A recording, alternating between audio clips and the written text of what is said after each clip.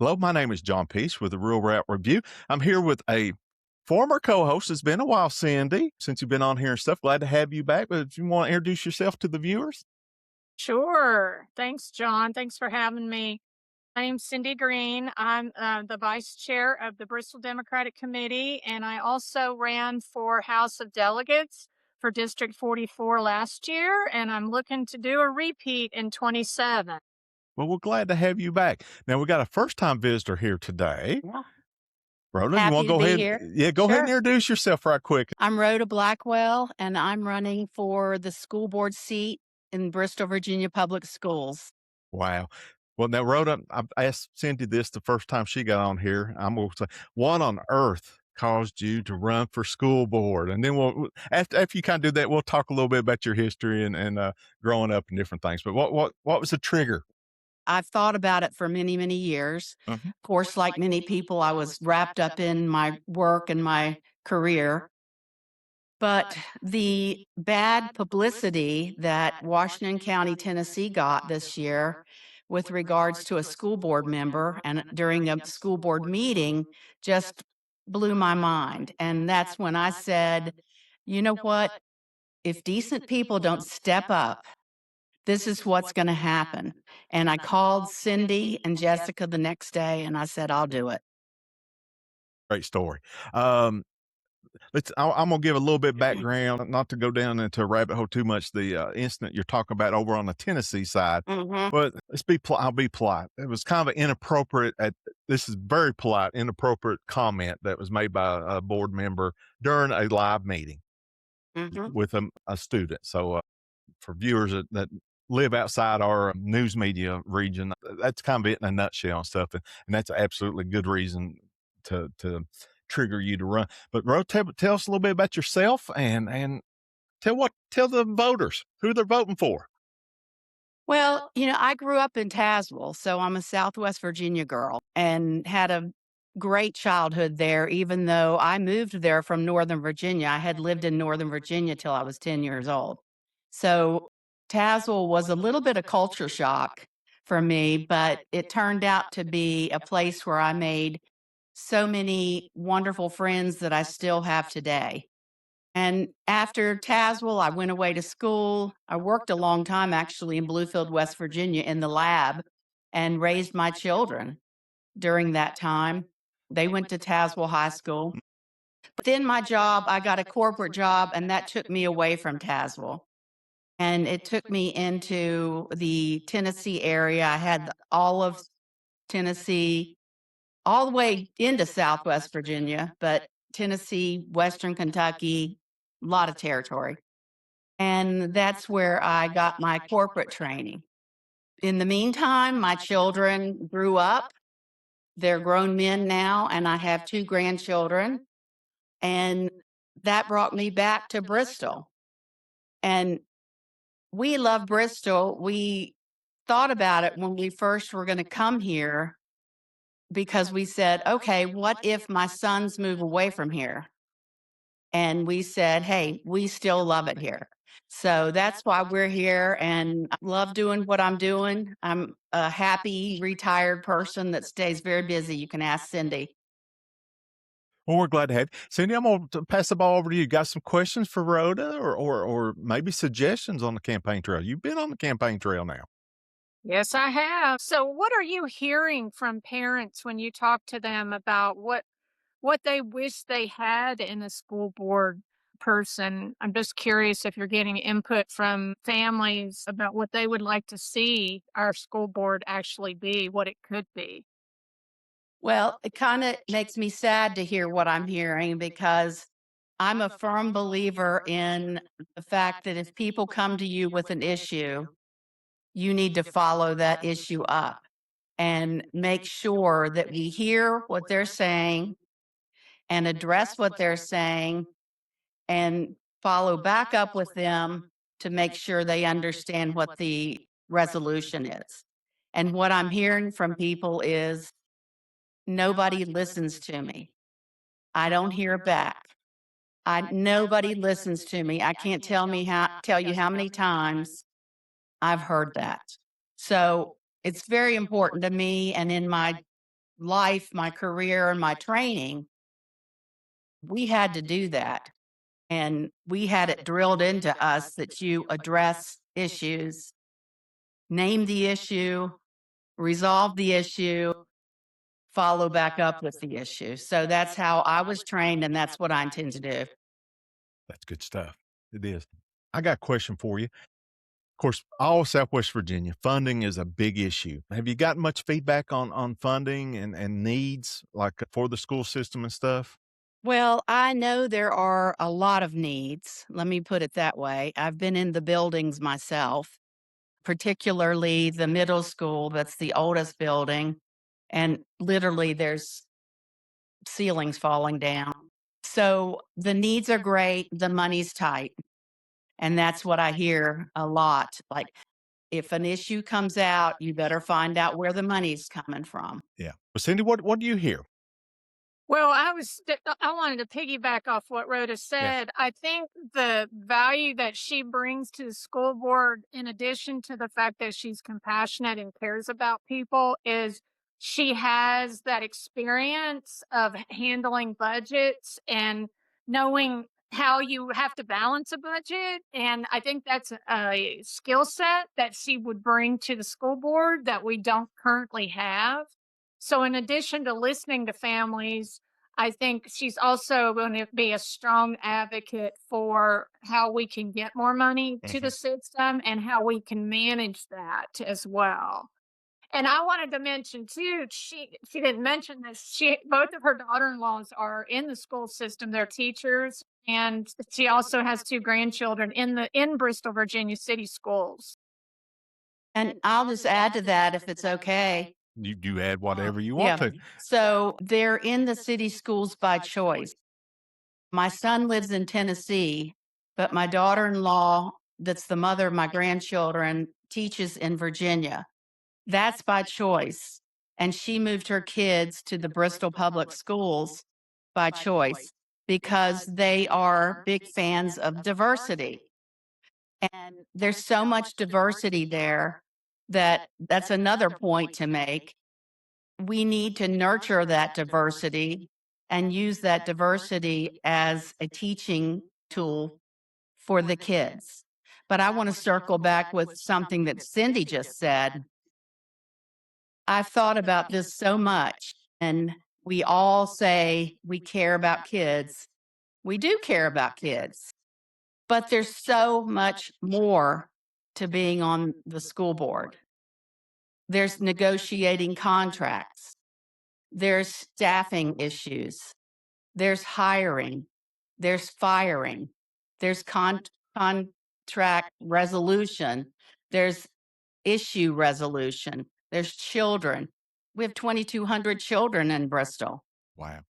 So that's a lot of parents, grandparents, sporting events. I mean, there's a lot of decisions that have to be made that are more than just we care for kids. And so, again, that's where my background comes in. And I can do both. I've cared about kids. When my kids were young, I was the house where everybody came. I Ah, even took in some kids that lost their parents, and they stayed in my home, the last part of their high school years. So I have my granddaughter's friends. She's 16. They call me when they need a ride to school, like they wake up too late. Hey, can you come get me? And they don't even go through Lydia anymore. It's just we're they know they can come here and get help. So that's important to me. But my corporate background is very important too. well, I'll give you a little bit of my background. My mother was a school teacher. My aunt was a school teacher. I had cousins that were school teacher. I had teachers all throughout my family. In fact, my papa used to joke around when we'd have a holiday dinner. It was like a VEA convention and all that. And I can remember that. So, I mean, and trust me, teacher salary, it literally raised me. I mean that we were middle class because of that teacher salary. My dad and the rest of my family, we farmed, we dairy farmed and stuff, but the teacher said was that constant, also had the benefits and all that. What I don't know, Bristol's a little bit out of my news circle and stuff. I don't read as much about it and stuff. But if you're elected, what are some of the things you think need to be improved the most? What would be your priority list of trying to work on and stuff? Because I know there's many. I hate to put you on the spot Well, like that, but I didn't know yeah. what people have told you, what feedback, we need to work on Well, I this. mean, I've had people talk to me. Of course, again, it's important to me that we address the actual Yeah. buildings. That's a big issue. The children deserve to walk into a nice classroom, Yeah. period, and safe. Safety is first. So that's another piece of this when it comes to anything about kids, their safety is very, very important. And I just see that as a not as a real safety issue, Mhm. actually. I think it's important that we have great programs for kids with regards to in high school, they can come out of high school with an associate degree. They can come out of high school with technical certificates. But are we getting to all the kids? Are we offering those wonderful programs to everybody? I can remember in high school being junior and senior in high school, and I look back and remember thinking that the counselor meant that if you had a mental issue, you went and talked to the counselor. Mm. But what she was doing was counseling kids and helping them get in college and get on the right path for their future. I didn't get called in. I wasn't one of the special ones, I guess, but I didn't get called in and I had to figure out my path on my own. Okay.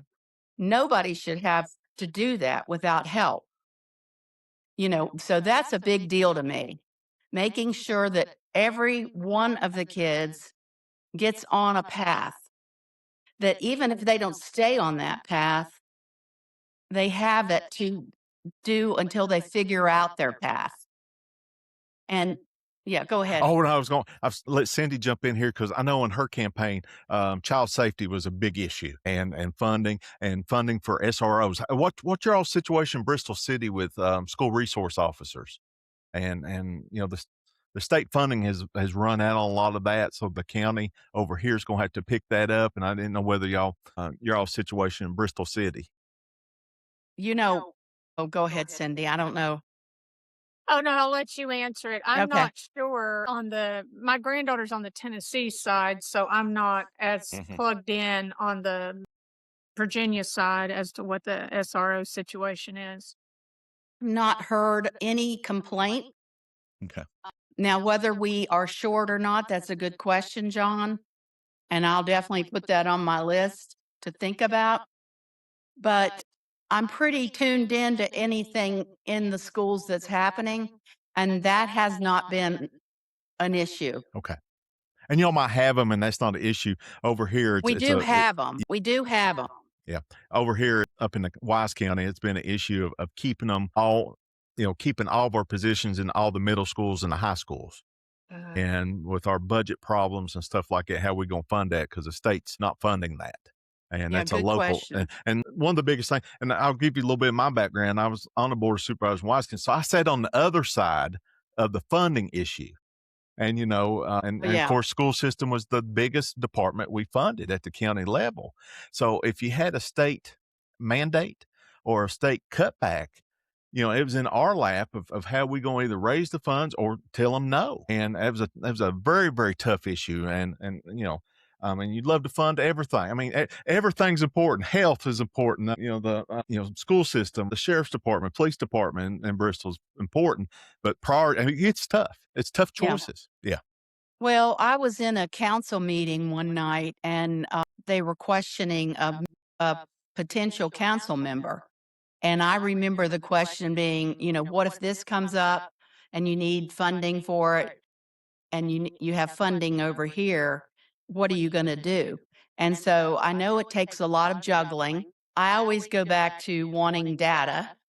I want to make data-based decisions. And to your point, sometimes you don't have the funding for one thing, and you've got to look at what you funded in other areas and decide what's most important. So in that case of the security, I would say let's look at the data. What do we need versus what do we have? And they may have enough and go from there.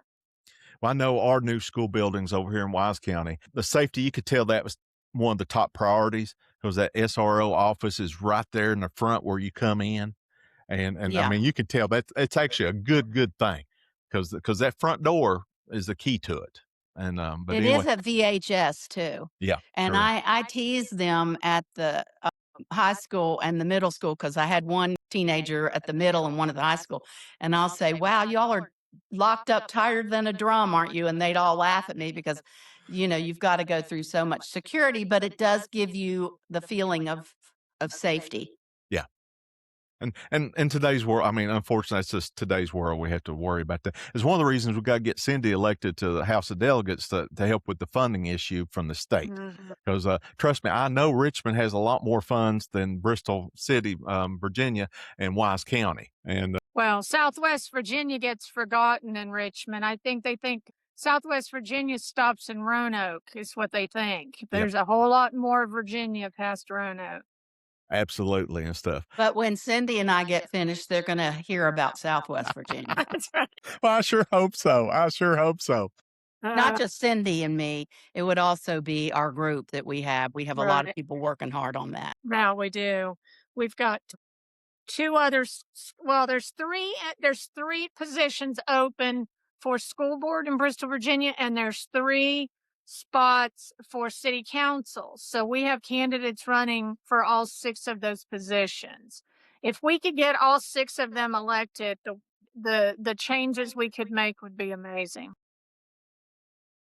Tell you what, Rhoda, you've been on the campaign trail for a little while now. What's been your biggest surprise, good and bad? Oh gosh, Put you on that's the a good spot here. question. Yeah, I think the biggest surprise is that people are very open to wanting to talk good. and give their ideas and concerns. It's just a matter of getting time to get in front of them.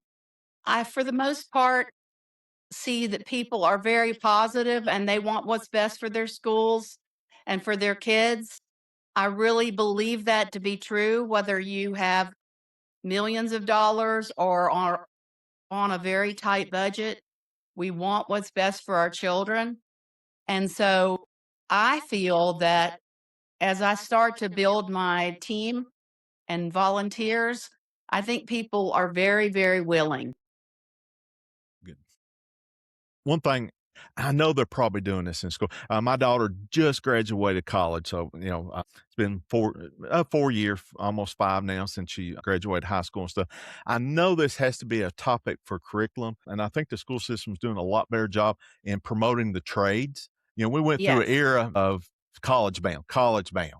Yeah. And unfortunately, probably we swayed too much. I mean, college bound is great, and college is important for a lot of students. But let me tell you, the trades right now, and then I wonder, have you heard much about curriculum stuff? Because also we need to Yeah. consider how AI is going to change the employment environment. Yeah. And Well, I know that in the Bristol public schools, the trades are very high on the list for kids. So, for example, let's just use my granddaughter. She plans to go to college, but when she comes out, she will have an associate degree, but she's also going to be able to take the test to be a cosmetologist. And so she plans to fall back on that to use to work while she's in college. So there's a lot of different trades that I'm not even familiar with, but welding, you can come out and be a welder, a CNA, a nurse's aide, Mhm. you can take the test to be a nurse's aide. And I'm just so excited about that. Again, I'm going to go back to what I said earlier, though. Are we hitting all on all cylinders for all the kids that they have those opportunities? Yes. Because for my granddaughter, she feels she's going to fall back on it. But hey, there's nothing wrong with making cosmetology a career. Oh, it's good living. I mean, It's a people's good made a living. great living. I'll Yeah. give you my personal example. My son went to Radford and then Virginia Tech and got a master's in public administration, and right now he co-runs a lineman business. He's a lineman. Yeah. And one day, he kinda asked me, he said, "Dad, you think I kinda wasted my" I said, "Absolutely not, because first of all, you always have that in your back pocket, and also it helps you run your business, Mhm. even though it's not directly in what you studied and stuff." So, hey, Cindy, I was gonna ask you, when you were you're on the campaign trail now, when you're talking to businesses and stuff, have you heard what they want from the school system on the other side? The taxpayers. Talking to I small mean, businesses. Yeah. yeah, I think having employees is a big concern for small businesses and manufacturers. You hear, we can't find workers, we can't find workers. So definitely, I'm a believer in the trades. I think, a person can go through that training, come out and be making 50, $60,000 a year with no student debt, while you've got people that have gone through that 4-year degree, they come out, they're bogged down with debt and they're struggling to find a job. But I don't know the last time that you've called for a plumber or a heating and air person, but I mean, they are in demand and you're Yes. getting on a waiting list for those type of occupations. So yes, I think definitely a focus on the trades. I think we did swing too far thinking that Mhm. just college. I would like to see, and I don't know if the schools are doing this, but I would like to see signing days for trade, for the students that are going on to do the trade schools. We Yep. always make a big deal for the ones going to college, especially the athletes. I would like to see more recognition for the kids that are going to actually get out there and start working. I think that's something to be proud of. Mhm. I always my biggest concern now, because when I was in college, I mean, not college, high school, that's when Southwest Virginia Community College opened. So the whole world went to college, and it was a wonderful thing at the time. And now we're saying, okay, we went too much that far. Now, what I hope we don't do is go too far the other way. Yeah. And we have a very good balance, because to your point about AI, John, we're going to have those, I guess they're technical people, to be able to be behind the scene of the AI. So I want a balance of both. And I'm not sure how we do that, but I think it's something we need to be very aware of. Oh, absolutely. The business environment's change. I mean, AI is changing every industry. Everything, I mean, and everything. Yeah. robotics. Okay, and there's a lot of fear out there. I mean, there is, but it's same way in the co business over my lifetime, which Wise County was a heavy co-producer. We lost more jobs to automation than anything. And stuff. So we got to be prepared and prepare our kids. And you mentioned something earlier, Rhoda, about that sounded so wonderful. Is that career planning for students and Hmm. starting that early and trying to let them find out what they like.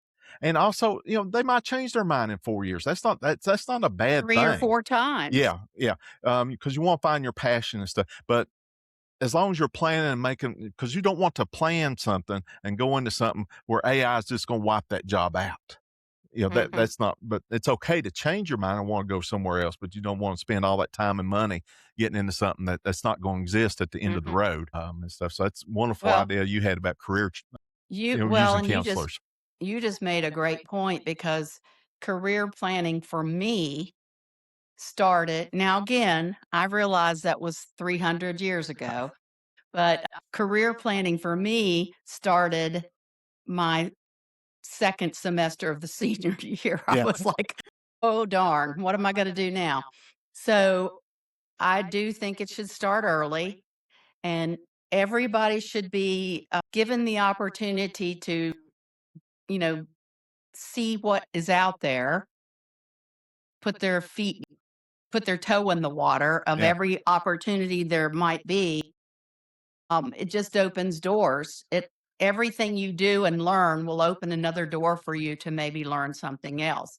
But on the topic of AI, I know there's a lot of concerns, and I'm glad you mentioned that because I have heard that from parents. I think we can't put that genie back in the bottle. No, it's out. The horse has So left the we have barn. to figure out what we're going to do with it and make it to our advantage and to the kids' advantage with regard to their careers or whatever. Well, and I tell people I'm old enough to remember this same fear when computers first really hit the market in the 80s. It's going to wipe out everybody's job. These It's computers. going to ruin everybody's Yeah. Now I life. know, comparing what computers we had in the 80s to this modern day AI, it's two different, it's apples and oranges, but it's still that same fear and just the environment changing and everything. One thing I was going to ask you about was if you get elected and stuff, how are you going to communicate with your constituents, your voters and stuff? Because I got on a local. I'm not going to throw them under the bus. A school board webpage. They had all the school board members listed, but no contact information. And I brought that up to one of them because I had a personal little problem with that. And they said, "Oh well, we get so much junk and get so many." And I'm like, "Wait a second, that's what you signed up for." Yeah. Okay, and I just yeah Well, I started to when I was putting all my information out there, I started with my name, address, phone number, the whole bit. And then I thought maybe that's too much. yeah I understand that. But he listen, if the cut I started to say my customers, which they are my customers, that's how you if you wanna look at it that way. But the parents, the people have to be able to contact us. Yeah. If they cannot contact a school board member with regards to a school concern, there's no point in having a school board, in my opinion. So I do have my email address, and every time I talk to people now, I say, I hear your concerns. I would love for you to email me and we will talk about it and get either by phone or whatever, but please email your concerns to me. I think email is probably the best Yeah. way to do it. But I also see myself because I'm not a sit at home and just think about it person. I want to be out there.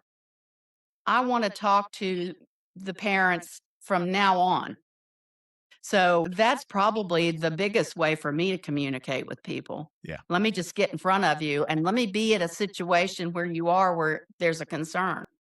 Well, like I say, when I ask about not having any contact information, I say, well, you call the school board office and it goes through them. And I'll be honest with you, sometimes you want to talk to a school board member informally. It's just something maybe you heard, or maybe it's a rumor. Hmm. You don't want to do something formal. You just want to talk and kind of find out, what's going on informally and stuff. So I'm glad to hear Yeah. that. It, Uh, it, yeah. It's important. yeah. It's very important. Well, Cindy, what got any final remarks? I've kept you here about 30 minutes. I don't want to keep you too long this evening and stuff. Well, no, I think you can see why I support Rhoda's candidacy for the school board. I think she's extremely qualified, and through the course of being in the committee together, we've gotten to know each other. And I thought that I had a lot of energy and wanted to get things done. I can't keep up with her. I think she would be amazing on the school board. She is a get stuff done person. Well, good. Rhoda, I'm going to let you wrap this up. What do you want to tell the voters? Well, I think to Cindy's point, in my life, I was an only girl in my family, and I had to get things done. Cindy and I have talked about that too because she's the oldest girl of several kids in her family. And I'm just have that reputation. Yeah. I have the reputation that if you come to me with an issue, I will find resolution to it one way or the other. So I think I'm the most well rounded candidate, and I promise I will be the voice for the students, the teachers, the grandparents, and the taxpayers. Yeah. Oh, I'm glad So, you brought that up. yeah, I always tell candidates, make sure to, because at the end of the day, we got to be responsible to taxpayers. Yeah. And very transparent, much so. transparent. Cause, we've kind of gone down this road across the country of kind of irresponsible government. And we've seen it, Mhm. not, we've seen it. And we got to get back to just responsible government that listens to people. And hey, you might not like every decision. I mean, that voter might not like, but if you explain it to them, at least they go away going, "Hey, I might not like it, but I understand why they're doing what they're doing." Mhm. And that can be such a burr under people's And saddle. if I have one more second to You go say right this ahead. with regards to taxpayers, one thing I hear is I don't have any kids in the system anymore, and they still have to pay taxes. Yeah. So guess what? They're very important to me Yes. because they need to understand why it's so important that they pay their taxes and what we need to do with those taxes in the schools and what that means to them. So that's important. I also remember having that same question. Well, I don't have kids. I shouldn't. But let me tell you, when they went to school, there was people just like them that didn't have kids that paid taxes that funded their education. And then also, you kind of like when you hire somebody to do service work or healthcare or anything else, you kind of like that person to be pretty high quality in their job, and that's Mhm. And they're gonna take education. our jobs, just for the record, Yes. and we Yes. want them to come back to our city and run the city, Well, I the tell you, kids. yes, we So, do. you know, Well, I tell you what, it's wonderful having Cindy you back. Rhoda, hope you come back as we go along the campaign trail and stuff, and maybe let us know what's going on and what you're hearing and all across Bristol and stuff. And thank you appreciate you. so much. Oh well, glad to have you. Good to So see you. nice to meet you. Okay. Bye-bye. Bye.